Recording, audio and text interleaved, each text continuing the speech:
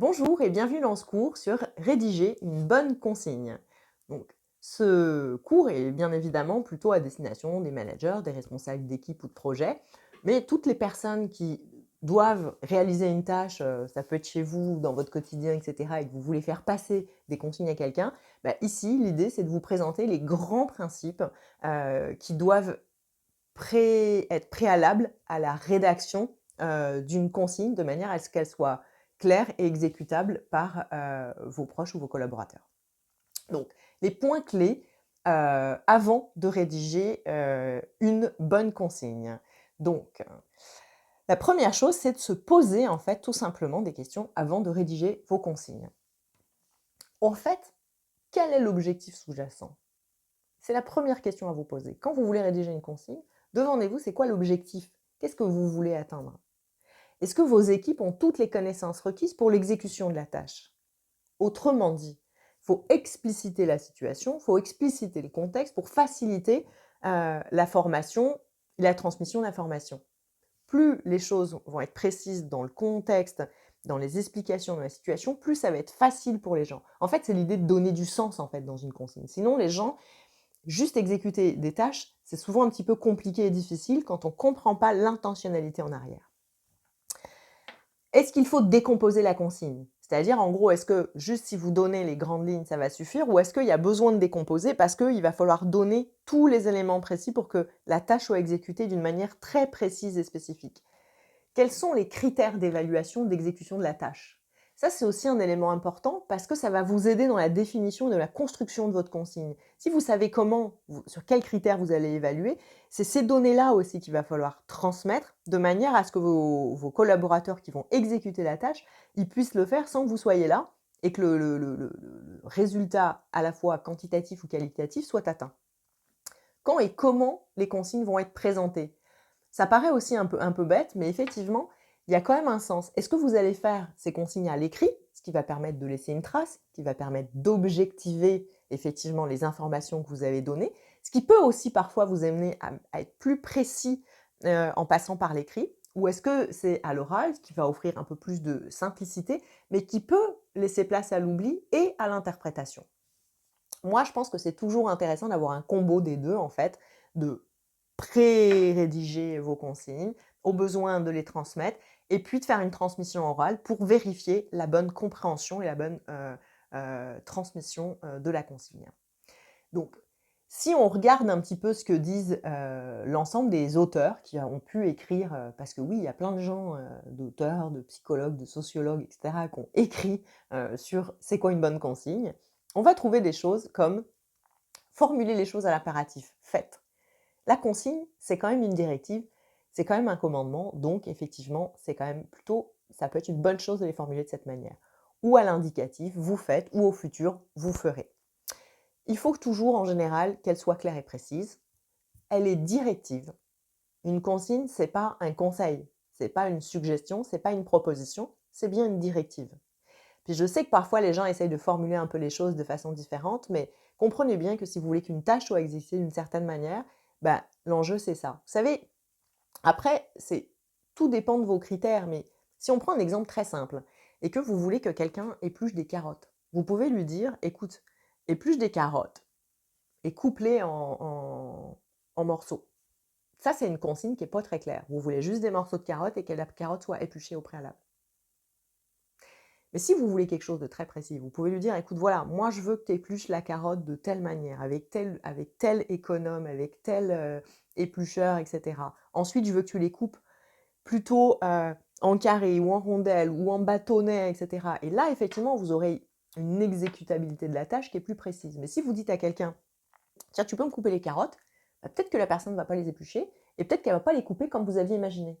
Mais en même temps, vous ne pouvez pas vous plaindre à l'arrivée que vous avez des rondelles alors que vous vouliez des bâtonnets si vous ne l'avez pas dit au départ. C'est juste évident. Et ça paraît un exemple très simple, évidemment, avec mon histoire de carottes, mais c'est un peu la même chose dans toutes les situations de la vie. Parfois, on pense avoir été précis parce que juste dans notre tête, c'est à ça qu'on pensait. Puis c'est sûr qu'on va dire à l'autre, pourquoi tu fais des rondelles, je voulais les bâtonnets? Tu m'as pas dit ça? Parce que tout le monde coupe les carottes en bâtonnets. Faut croire que non. Donc, faites bien attention à ça.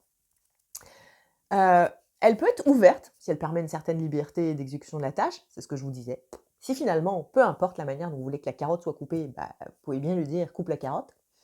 Si vous faites une soupe, on s'en fout, hein, des bâtonnets, des ronds, des carrés, tout ce qu'on veut, ça a pas beaucoup d'enjeux. Elle peut être très restrictive, parce qu'elle doit amener à une exécution très précise. Et puis évidemment, elle doit être adaptée aux différentes personnes de l'équipe. En fonction de la personne que vous avez en face de vous, vous allez devoir adapter votre consigne. Si j'en reviens avec mon histoire de carottes, si je transmets une consigne de couper des carottes en bâtonnets à quelqu'un qui cuisine énormément, qui est chef cuisinier ou quoi que ce soit, il y a de bonnes chances que j'ai pas besoin de donner beaucoup de consignes parce qu'il y a une énorme expertise en arrière. Il va bien savoir ce que je veux dire, quoi. Je vais même pouvoir lui dire: «Coupe la carotte en julienne», et il saura ce que ça veut dire. Mais quelqu'un qui a jamais fait de cuisine, si tu lui dis ça, il sait pas c'est quoi une julienne. Que c'est des petits morceaux de carottes assez fins. Donc, au fond, c'est ça que je veux dire, c'est que vous devez connaître les gens à qui vous vous adressez, et à partir de ça, ça va vous aider à définir le niveau de précision et à adapter votre consigne. On donne pas la même consigne à un débutant qu'à quelqu'un d'expérimenté, en gros. Les éléments à retenir finalement, quand vous voulez donc exécuter et mettre en place une consigne, c'est éviter les informations superflues. Parfois, on donne un flot d'informations qui ne vont pas contribuer à l'exécution de la tâche. On n'oublie jamais qu'une consigne doit permettre l'exécution de la tâche et rien d'autre, quoi. Donc si vous noyez la personne sous les informations non pertinentes, à un moment, elle va se perdre et elle saura plus ce qu'elle doit faire en fait. Pensez au besoin à tester vos consignes auprès de collègues, d'autres managers, etc., de manière à en vérifier la clarté. Tu sais, c'est aussi simple que dire, voilà, ok, j'ai besoin que les gens exécutent telle tâche, j'ai pensé transmettre ces informations de telle manière, qu'est-ce que tu en penses? Puis là, vous verrez que les gens vont vous dire, mais quand tu dis ça, ça veut dire quoi? Ou quand c'est ceci, ou quand c'est cela? Non, là, à mon avis, il me manque une étape, je ne sais pas par où tu veux passer, etc. Tu sais, ça va vous aider. Préparer, comme je vous disais, les consignes à l'oral et à l'écrit, c'est idéal pour les personnes, je vous l'ai déjà dit.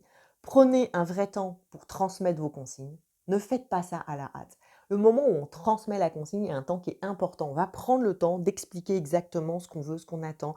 On donne la consigne à l'écrit, comme ça la personne n'a pas besoin de venir vous référer en permanence. Mais parfois, les gens vont donner des consignes comme ça entre deux portes, vite fait, tu sais, puis c'est sûr que là, vous êtes à peu près convaincu que la personne, elle a écouté un mot sur deux, puis qu'elle en a reçu un sur trois, et à la fin, vous ne comprenez pas pourquoi les choses ne sont pas faites comme vous souhaitiez.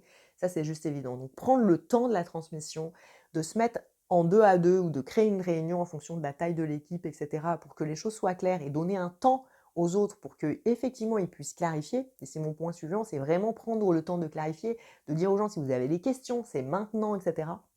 Alors oui, ça prend plus de temps au départ, mais en général, vous allez en gagner dans la qualité de l'exécution des tâches et dans le fait qu'on ne va pas sans arrêt revenir vous voir pour vous demander des consignes supplémentaires. Mais si vous avez bien fait vos consignes et bien préparé en respectant tout ça, normalement, vous ne devriez pas avoir de retour. Décomposer les tâches complexes en tâches simples, si besoin, afin de faciliter l'exécution de la tâche. C'est plus les choses vont être précises. Tu sais, si je reviens sur mes histoires de carottes et que je dis à quelqu'un, fais-moi une salade de carottes, c'est très vaste. Mais si je lui dis, écoute, épluche les carottes, puis ensuite je vais lui dire, bah maintenant tu vas les couper de telle manière, puis maintenant tu vas préparer une vinaigrette, puis maintenant tu vas faire la salade, bah là effectivement, vous voyez, j'ai précisé mon process. Donner une limite de temps pour la réalisation de la tâche.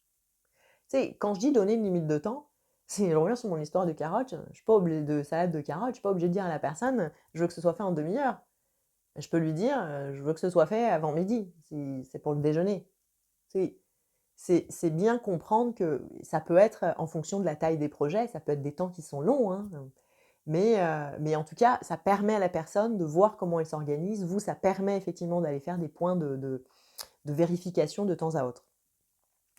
Et justement, c'est mon point suivant, pensez toujours à vérifier l'exécution des tâches de temps à autre. C'est pas l'idée d'être dans le contrôle, mais à un moment, quand on délègue une tâche, quand on transmet une consigne par rapport à l'exécution d'une tâche, quand on est responsable de la tâche, c'est à vous de veiller à les vérifier de temps en temps, comment ça se passe, pour effectivement, au besoin, réadapter les consignes, au besoin, donner des informations supplémentaires, au besoin, vous avez des choses qui arrivent, donc c'est les transmettre le plus rapidement possible à vos équipes pour qu'ils puissent réaligner leur exécution de tâches à la réalité de l'ici et maintenant.